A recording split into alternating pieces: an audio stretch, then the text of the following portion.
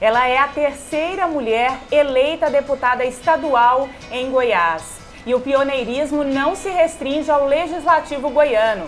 Ela também é a primeira vereadora por Goiânia, fundou a Academia Feminina de Letras e Artes do Estado e também teve carreira de destaque no magistério e na magistratura. A mulher no Legislativo desta edição é Ana Braga. Muito obrigada pela presença da senhora, por se dispor a conversar conosco hoje. Eu só tenho a dizer que isso para mim é uma honra, porque eu estou tão velho, 90 e tantos anos, vocês jovens, inteligentes, uma geração que está brilhando por aí.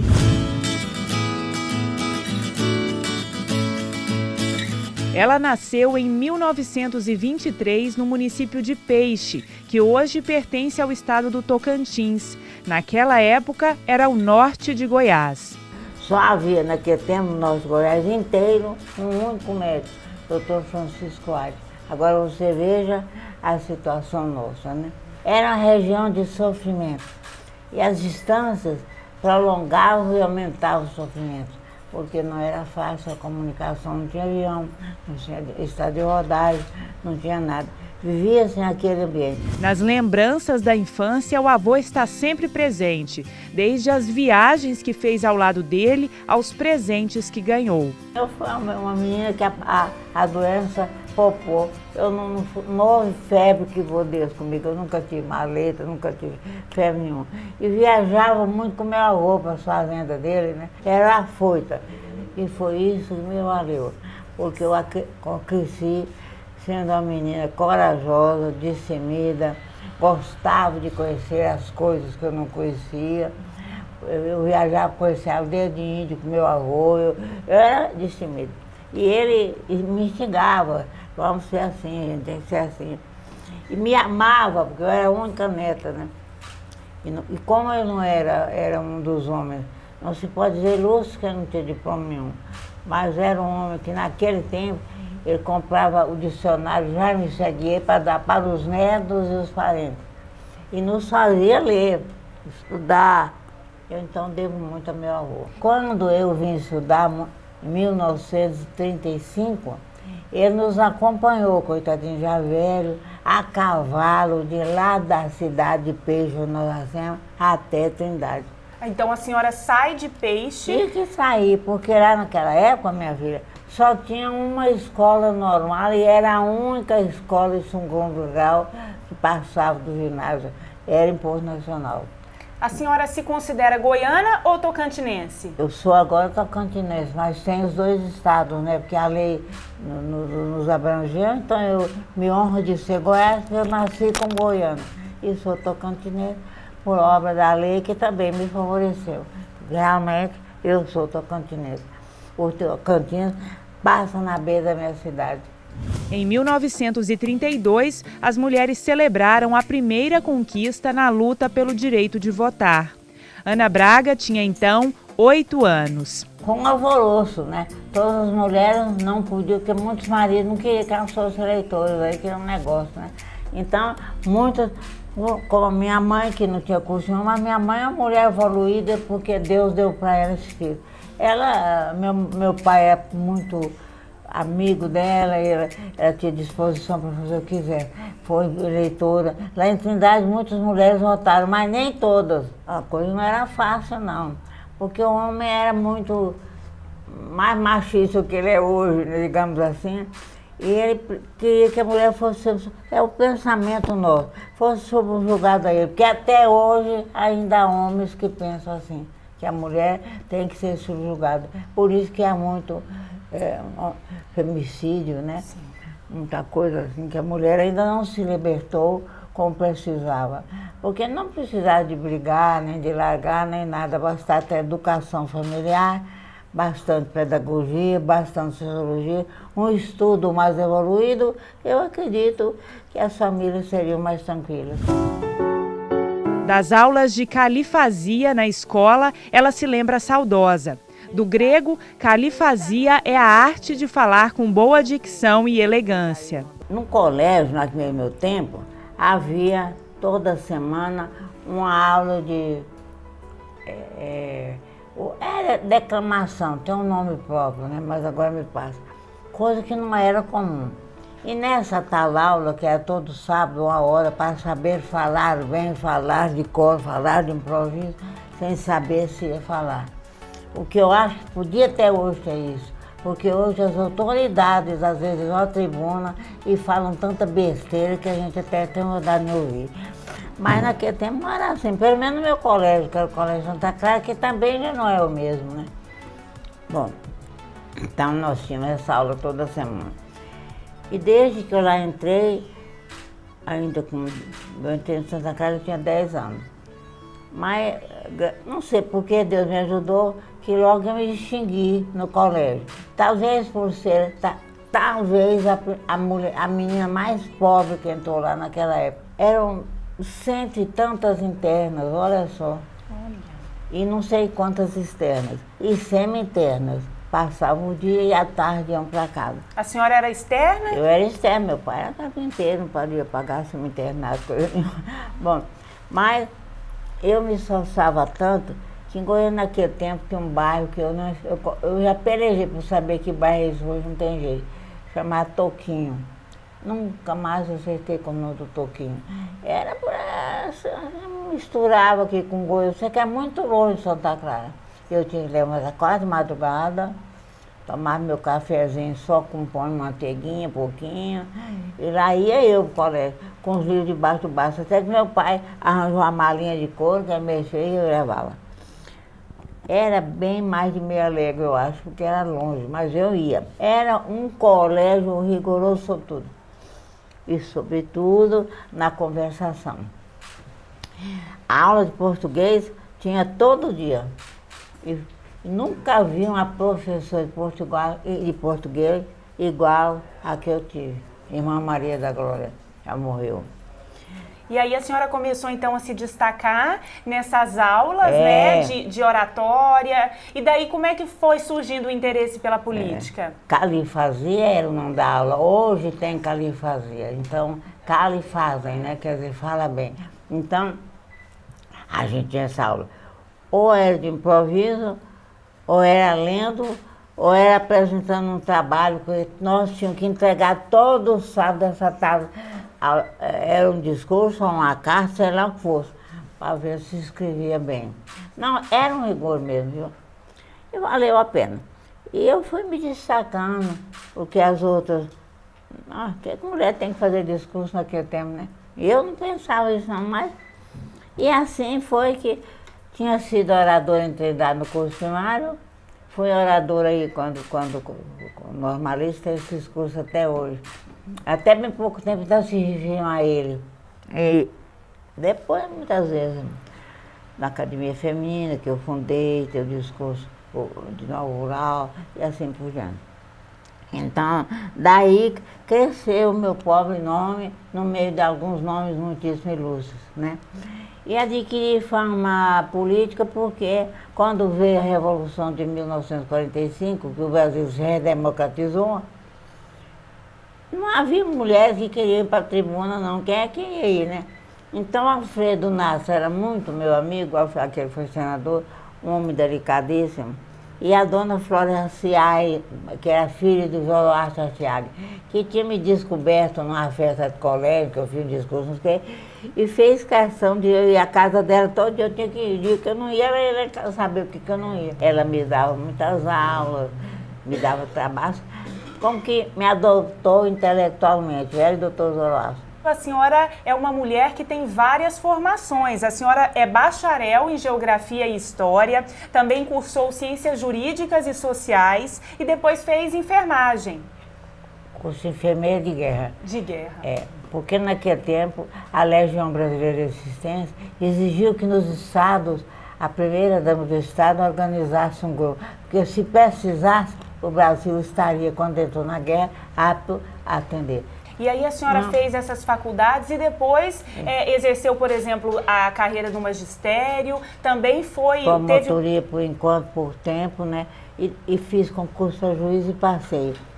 Mas a falta de juiz é muito, eu falei, eu vou advogar, quero saber de ser juiz, nada não. A UDN, União Democrática Nacional, marcou o início da trajetória política de Ana Braga nos anos de 1940. Quando veio a ditadura, olha a democracia gritando, né, Pejano? Mas quem é que queria mulher subir no palanque naquele tempo, me diz?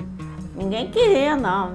Aí sobrou para mim uma comissão de mulheres, foi lá me convidar para ajudar a fundar o Comitê Feminino da UDN. Aí eu fui e fundei o Comitê da UDN, junto com elas. Tinha muita gente magoada com a ditadura, né? Quem quis ser orador não sabe. Porque naquele tempo, ser orador de um partido político não era coisa muito fácil, não. Porque era um instigatório vivo. Misturavam, qualquer um subia na tribuna, um tinha educação, não tinha, xingava, era uma coisa, era um rio. Tanto que morreu muita gente, né?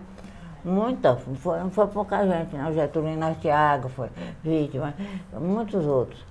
Eu tinha medo, meu pai também, né, minha mãe.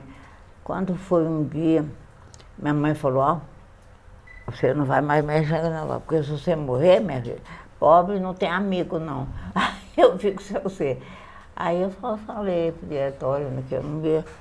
Aí eles foram lá em casa conversar com meu pai, deram garantia que comigo não aconteceria. Então eu era cercada de gente que me protegia.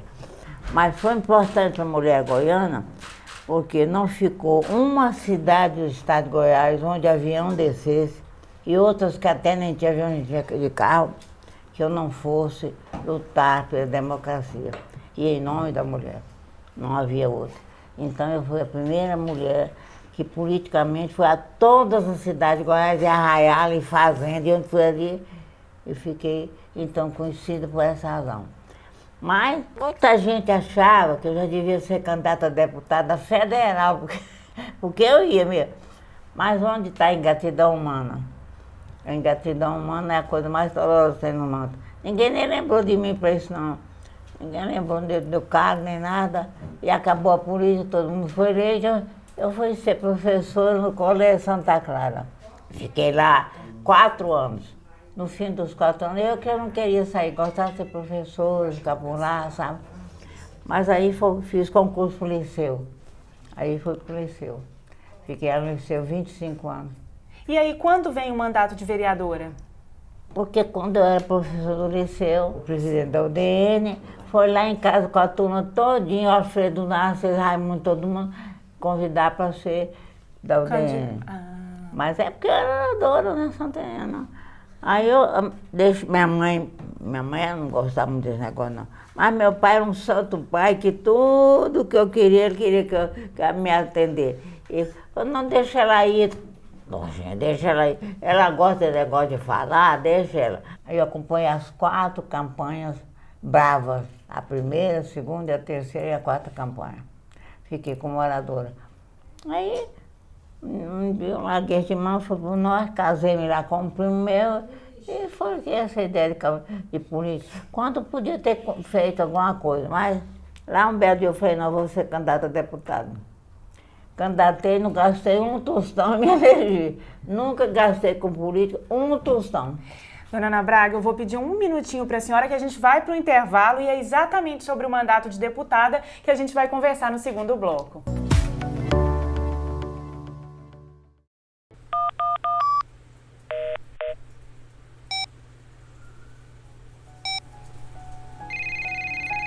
Alô?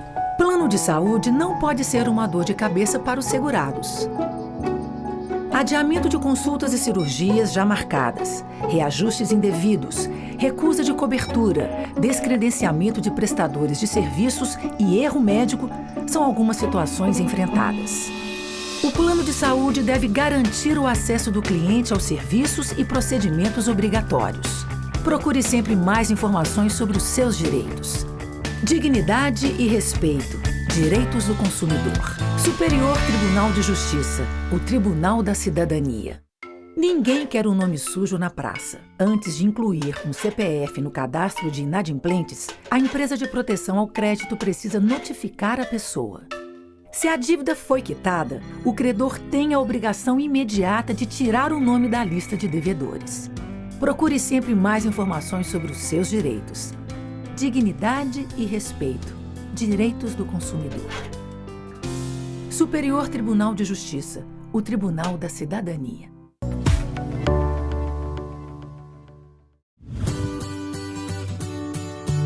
Terceira mulher eleita para o Legislativo goiano, Ana Braga chegou à Assembleia em 1959, 7 anos depois de encerrado seu mandato como vereadora por Goiânia. A senhora começa na sede da Assembleia, que ficava na Avenida Goiás, quase em frente ao Grande Hotel, e depois se muda para onde ela está hoje, ali no setor oeste. Nós ficamos no terceiro andar do Popular. Aí eu comecei como vereadora e eu fiquei como deputado muito tempo. Lá que iam me matar. Até uma vez a gente estava tendo, porque aí juntou gente que eu não sei nem da onde, inclusive eu via de lá da tribuna cabo de revólver na cintura, tudo quanto era homem. Mata a Ana Braga aí que vai virar. E eu fui à tribuna assim mesmo. Eu me lembro como hoje. Eu fui e comecei. Se eu conseguir chegar ao fim desse discurso, parabéns a Goiás e ao Brasil. Se eu não conseguir, que alguém me substitua. Foi. Mas nada, ninguém pôs comigo não. No meio da rua, queriam me matar. Era por onde andava. Isso por quê? Qual que era a questão que estava em jogo naquele momento? É porque queriam ganhar do PSD, que ia ganhar da UDN, não conseguia entrar na briga dos dois. Nos arquivos microfilmados da Assembleia, um discurso que revela Ana Braga recém-eleita deputada, aos 35 anos de idade, que afirma que como mulher, como mãe, como viúva, jornalista e advogada, acredita que de fato representa a mulher goiana. E que, em seguida, conclama os colegas representantes do norte goiano a não se esquecerem daquela gente humilde e simples que vive às margens do Tocantins e do Araguaia. Em 1960, durante o mandato de deputada, Ana Braga se muda para a cidade de Tocantinópolis, onde o marido se elegera prefeito. Eu vinha constantemente. Então a senhora conciliou essa mudança com o trabalho parlamentar? Só que lá nunca mais houve uma mulher para ser deputada no Goiás inteiro que representasse o nosso Goiás. E eu tenho tristeza por isso, porque tem muitas mulheres inteligentes e grandes oradores no nosso Goiás. E aí, no mandato da senhora, a senhora esteve ao lado de Almerinda. Quero saber como é que ela que esteve no meu, porque ela já era deputada, ela já era deputada. Porque isso, a senhora era Almerinda, quer ver? Era a Berenice, depois a Berenice casou-se, não sei o que foi, eu sei que não continuou, e a Almerinda se elegeu, segunda deputada, terceira deputada. Foi a senhora. Eu, junto com a Almerinda. Como é que era essa convivência lá no parlamento? Existia uma proximidade entre vocês? Vocês estavam sempre conversando, trocando ideia? Como é que era? Era uma convivência que não era convivência, era uma revolução ali dentro. Não era fácil, não. Agora, eu não posso dizer nada dos meus colegas, porque ninguém ousava brigar comigo. Essa que é a verdade. Ninguém na Assembleia. Todos me admiravam e eu a eles. Todos. Porque também eu nunca deixei sábado domingo, não. Eu me lembro, já morreu, inteligentíssimo, pai desses Gonçalves, que eram os grandes oradores no tempo. Ele era deputado e também eu. Aí ele começou a brigar comigo, eu era da oposição e ele era da oposição também. Aí ele me fez uma grosseria, não lembro bem o que foi. Aí eu acabei com ele lá mesmo, lá dentro mesmo da Assembleia, né? Aí ele fez um discurso no outro dia. Eu quero que a doutora Ana Braga, deputada desse mandato, eu tenho esse discurso publicado, porque foi publicado. Fique comigo como boa amiga, porque com Ana Braga eu não quero briga. Então, naquele tempo, a coisa era feia. Processo era processo. Era estudar direitinho. E outra, nós não tínhamos as oportunidades, o deputado de hoje não tinha esse negócio de auxiliar de gabinete, não sei o quê. Quem sabia português, sabia dar parecer, dava por si. Quem sabia tinha que pagar. Quem era capaz de dar, levava os processos. Outros eram processos demais, como eu, o Barreto e outros que eram competentíssimos. Nós levamos para casa, porque não dá conta do serviço. É trabalho mesmo, não é brincadeira, não. E a senhora se lembra de algum dos projetos que a senhora apresentou? Alguma luta que a senhora batalhou para aquele projeto se tornar lei? Até deu muito o que falar, mas eu sempre vi. Porque os bordéis aqui em Goiânia eram de porta aberta em qualquer canto, uma imoralidade. Eu acabei com isso. Precisou de uma lei que as mulheres podiam ter suas casas de publicidade, mas que fossem reservadas, não no centro da cidade e muito menos próximo do liceu, onde havia estudantes de idade. Neste projeto de lei, Ana Braga propõe concessão de recursos destinados à construção de uma ponte entre sua cidade natal, Peixe, e o município de Brejinho de Nazaré. Transferência da capital do Rio de Janeiro para Brasília. A senhora participou desse momento? O que a senhora se lembra? Da campanha, porque no transportar a cidade eu já estava cansada e recém-casada larguei disso. Mas da campanha para a interiorização da capital eu participei. E foi muito. Por que a senhora, naquele momento, defendeu a vinda da capital para cá? Porque era a melhor solução, como foi para o Brasil inteiro. Primeiro, porque Goiás ficava, como os demais estados do norte, isolados, que a capital era também lá longe, né? Bom, a interiorização da capital federal chamou a atenção de todos os estados para o centro do país, né? Que tudo tem que resolver aqui no centro. E os exteriores também. Então, acabou temor de guerra, porque em guerra, eu sou enfermeira de guerra, posso dizer, guerra, cidades grandes, litoral, são as mais visadas pelos bombardeios. Então, aqui foi um benefício geral para o país todo, porque as cidades melhores do Brasil eram no litoral. Como hoje não é assim. A gente vai para o terceiro bloco e aí a gente volta para conversar mais um pouco. Tá bom.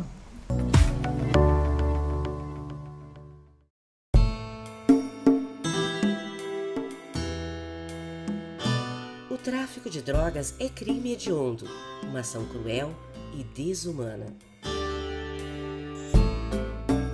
A droga ilícita causa danos ao usuário e à sociedade, estimula o narcotráfico e gera novos crimes.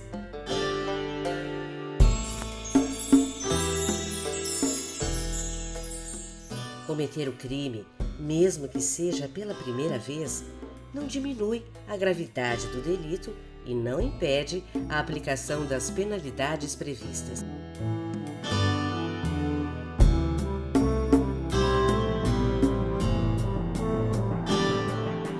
Tráfico de drogas é crime hediondo, sim.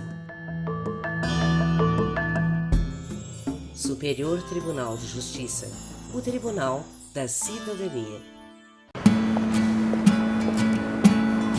Com o programa de virtualização de processos do Superior Tribunal de Justiça, agora é possível encaminhar petições e acessar processos a qualquer hora, de qualquer lugar. 1 hora? Não, 15 minutinhos dá. O que antes ficava em um tribunal, agora está acessível a todos. Virtualização de processos, porque ter acesso fácil e rápido à justiça é um direito seu. A gente vai falar um pouquinho nesse último bloco sobre a carreira literária e também na magistratura da senhora. A senhora foi uma das fundadoras da Academia Feminina de Letras e Artes do Estado. Quando é que se dá a formação, a fundação dessa academia? Por que naquele momento? Quem que estava junto com a senhora? Nós perdemos na história de Goiás uma grande mulher. Foi a Rosarita Fleury. Era um monstro de mulher no sentido da cultura. Boazinha, fala banda, mansa, era que conversava com parecia que não tinha a cultura que ela possuía. Então ela foi quem inventou, o pai dela, que é desembargador, inventou que precisava ter uma academia feminina. E eu estou lá buscando minhas viagens aqui para curar, que eu viajava muito. Agora ainda viajo, agora eu cheguei da Bahia. Então, Quando eu chego, não, o telefone dela, eu tô lá na roça, lá no... Aí, Ana, que dia que você vem? Eu falei, tal dia. Vem logo, nós estamos precisando de você aqui. Nesse tempo, vamos fazer 70 anos agora, tinha a comadre Nery Alves de Almeida, que foi uma grande escritora, autora de vários livros só sobre português, foi uma professora de português extraordinária. Aquela, assim, que tinha a gramática dentro da cabeça. Aí, para mim, tocou arrumar as mulheres que serviam para entrar na academia. Isso foi duro, porque as mulheres da alta, elas não gostam de ficar de fora dessas coisas, né? Era um prestígio, né? Ser membro da academia. O negócio tinha que ser, não é tanto prestígio. Ele é bom porque ajuda, sim, mas tinha que ser... Sim, tinha que ter talento. Aí tocou para mim logo essa arrumação. Toda a vida eu tive, graças a Deus, muita amizade, tanto de gente da alta, como da baixa, como da média. Porque eu nunca fui filha de rico, graças a Deus, nem de família nobre. Eu sou Ana Braga, filha do carpinteiro Nísio Braga. Pronto, está discutido. Mas por que foi difícil? Naquela época tinham poucas mulheres que escreviam livros, que produziam... Mas e o medo? Aí, olha, você sabe, muita gente tem cultura até, mas tem medo de escrever uma página. Tenho. Tem medo de falar, não fala em público. Agora, qual é o instrumento mais violento que o homem tem? É a palavra. Você vê, os grandes homens eram grandes oradores. Porque a palavra destrói e constrói. Então o trabalho da senhora naquele momento foi um pouco estimular também a produção literária de mulheres? Então eu primeiro fiz uma lista. Eu conheço bem esse ambiente nosso cultural, porque desde pequena que eu estou por aí, fui professora há muitos anos. Aluno meu nunca tomou bomba, mas também nunca teve proteção minha. Pode, não pode. Então, arranjei uma lista e primeiro eu fui de casa a casa perguntar a ela se ela podia cooperar, que no Brasil só tinha 2 academias femininas e que nós podíamos ajudar. Goiás é um timoneiro de mudança de capital, de tudo. Vamos ver se fazemos isso também. Sabe que não tive muita oposição, não. Todo mundo, no que eu puder. Aí fundamos.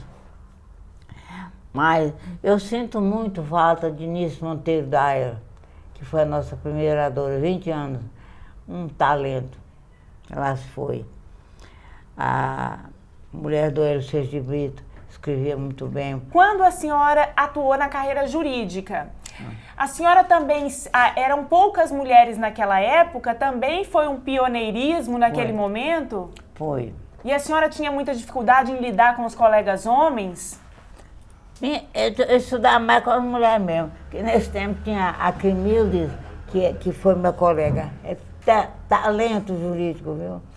É de Campininha, mas o pai dela, eu falava, Crimilda, você tem 2 universidades, a nossa de Goiás e seu pai, porque ele foi o primeiro goiano que formou na Universidade de São Paulo. E nós tínhamos o doutor Zusa como professor, e ele tinha gosto de nos ensinar. Eu nunca perdi uma ação nem a Crimilda, mas eu já deixei de advogar há algum tempo por causa da saúde, e a Crimilda também. A gente vai encerrar a nossa entrevista e eu quero que a senhora diga uma mensagem para todas as mulheres que pretendem seguir uma carreira jurídica, literária, política, como a senhora seguiu, e para todos aqueles também que querem fazer carreira na política. Não quer puder constituir-se de um elemento de guia, de experiência vivida, de conselho, digo, especialmente as mulheres. Vivam as mulheres que têm inteligência, capacidade, experiência, basta que queiram e se dediquem a esse termo de vida, instruir-se cada vez mais, ler muito. Não ler lendo de alta voz, mas ler para o cérebro, vagarosamente. Fico satisfeita também de vocês terem se lembrado da minha modesta pessoa. Nada pude ensinar, mas pude aprender. O aprendizado é todo nosso. Muito obrigada por nos receber aqui. Eu tenho muito prazer. Volta para conversar, para me ensinar, para me contar como é que está o mundo lá fora. O Mulheres no Legislativo termina aqui. Continue acompanhando a programação da TV Alego.